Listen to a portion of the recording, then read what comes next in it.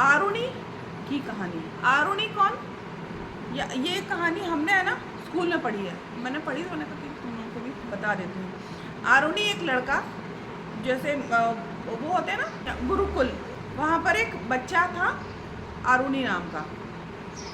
वहाँ पर मौसम ख़राब हो रहा है, तो गुरुजी ने बोला कि आज मौसम ख़राब हो रहा है, तो जो खेत होते हैं ना, खेतों में मेड़ बनाई जाती हैं छोटी छोटी, जैसे रोड होती है ना, तो जैसे हवा चल रही है या बारिश बहुत तेज़ हुई तो वो मेड़ छोटी छोटी मिट्टी इकट्ठा कर दी जाती है, तो इतनी ऊंची ऊंची मेड़ बना दी जाती है। पानी तेज आएगा तो क्या होगी?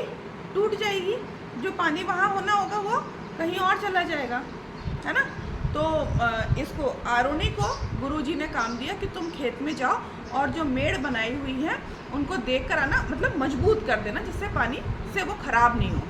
आरुणि जाता है और वहाँ पर मेड़, रात की बात है ये, जाता है और रात में सही करने की कोशिश करता है, लेकिन वो कोई एक मेड़ थी वो बार बार टूट जाए, तो उसको समझ में नहीं आया।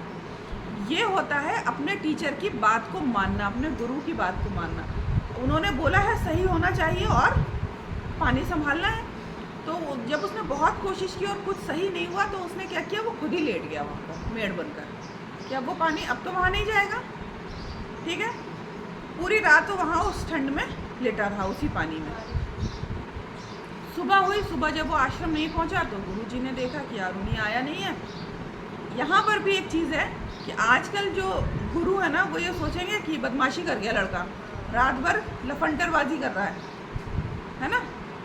और जो शिष्य है ना वो भी इतने ओबीडियंट नहीं होंगे कि अगर टीचर ने बोला है तो उन्हें वो काम करना ही है, कैसे भी करें। वो भी ऐसे नहीं है और आजकल के टीचर भी ऐसे नहीं है, लेकिन होना चाहिए। अगर हम अपने आप को ही सुधार लेते हैं तो दुनिया में एक इंसान तो सुधर जाएगा, है ना। तो वो सुबह देखते हैं तो कहते हैं आरुणि पता नहीं किस मुसीबत में पड़ गया होगा, चल कर देखते हैं। वो जब खेत में जाते हैं, सुबह तो जल्दी उठते ही थे ना 4 बजे, तो वो जब जाते हैं तो देखते हैं आरुणि वहाँ पर लेटा हुआ है मेड़ बनकर। तो ये ऐसा शिष्य जो गुरु की आज्ञा मानता था, इसीलिए आज हम उसके बारे में पढ़ रहे हैं कि वो इतना महान शिष्य था कि उसने अपने गुरु की बात मानी। इस घटना के बाद आरुणि को अपने गुरु भक्ति और समर्पण के कारण बहुत ख्याति मिली। ख्याति मतलब जैसे आज हम उसके बारे में बात कर रहे हैं। यह कहानी हमें सिखाती है कि सच्चे समर्पण और निष्ठा से किसी भी कठिनाई का सामना किया जा सकता है और गुरु के प्रति सच्ची भक्ति हमें महानता की ओर ले जाती है। महान बन गया केवल एक शिष्य, किस बात से? अपने गुरु की बात मानकर।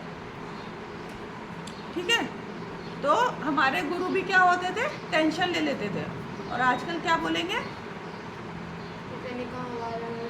पता नहीं कहाँ आवारागर्दी कर रहा होगा, है ना। तो अपने अपने टीचर्स की बात माननी चाहिए। आरुणि की कहानी सुनाई, समझ में आई?